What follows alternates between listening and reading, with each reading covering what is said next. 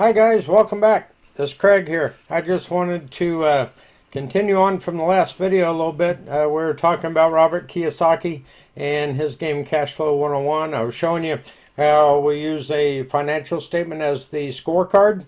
Well, I kind of drew up a little, and I apologize, it looks like a 3-year-old wrote this, but I'm using a tool that I'm trying to learn called Screencast-O-Matic, and it's got this little pen you draw on, but man, it's hard to draw with. But anyway, I wanted to show you what a financial statement actually looks like, and in the game you get a real one to use, but this kind of gives you an idea. This top part up here is called the income statement, and then this bottom part over here is the balance sheet. So on a balance sheet, everything has to equal out. You got assets over here, liabilities, and then you have income and expenses. It all has to equal out, and then what comes out over here is called cash flow. Let you know whether you're in the positive or in the negative, or if you're right where you need to be. Okay, well, not where you need to be. Everybody should be in the positive cash flow.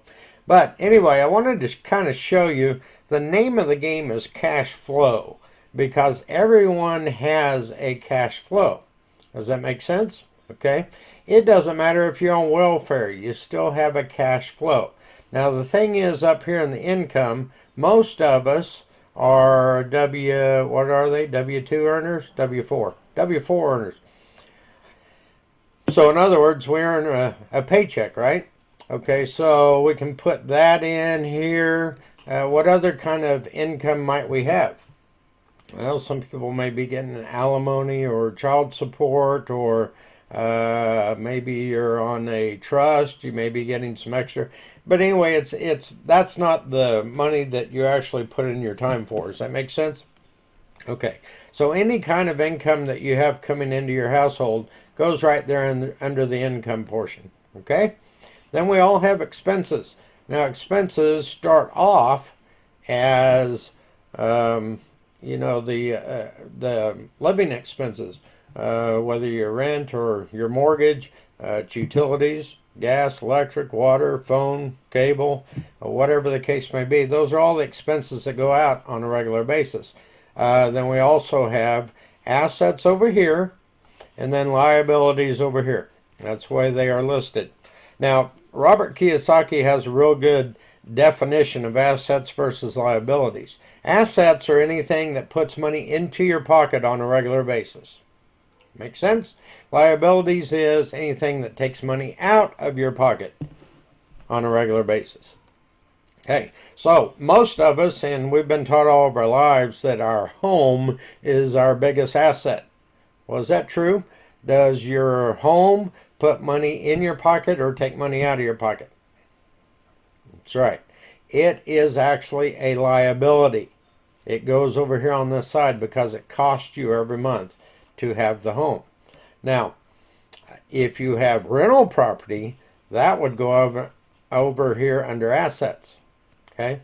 If you're like me and you were taught all your life your home is your biggest asset, well, if it's not paid for, your bank or whoever you have the loan with, the mortgage company, it's on their asset sheet, guarantee you. So that means it has to be a liability on ours. Does that make sense? Okay. Anyway, I want to show you, because everyone has a flow of cash, and I'm going to show you the difference right here. We're going to show you what the poor's cash flow looks like. The poor have income that comes in. I mean, even if it's a welfare, it's still there, right? Okay, so we have income that comes in, but then it goes right down here for those expenses that we have. The food, shelter, clothing, those type of things. But most poor people don't have anything left over, so it goes right out, and that's their cash flow. Does that make sense? Okay. I'm going to change the color of my pen here. Okay, now we're going to look at middle America, the middle income people. They have a cash flow also, right? It's probably from a paycheck, or they may have a little bit of extra coming in from some sort, and that's fine. But their cash flow looks like this. It comes out here. It goes into their expenses. Now this is where it gets a little bit different.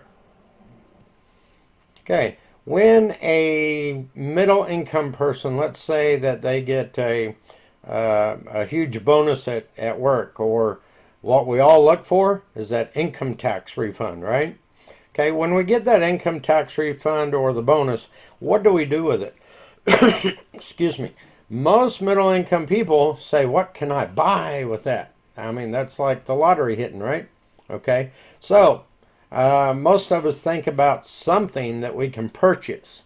And when we go out and purchase something, whether it is, most of the time we don't pay it off with cash. Let's say, just for an example, that we decided to go put a big down payment on a jet ski, for example. Okay, that jet ski now comes over here in the liability section.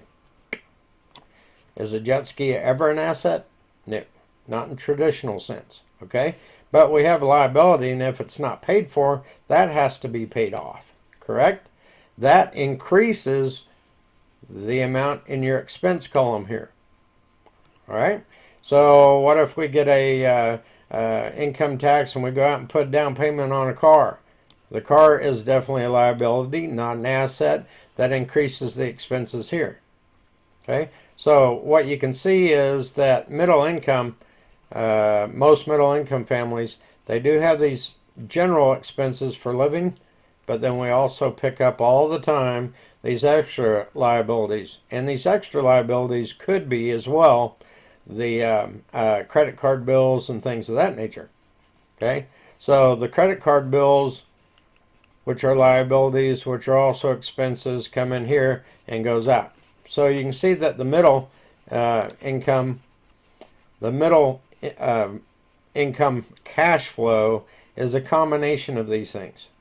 It's kind of a mess, if you will. Okay? All right, now I'm going to change the color on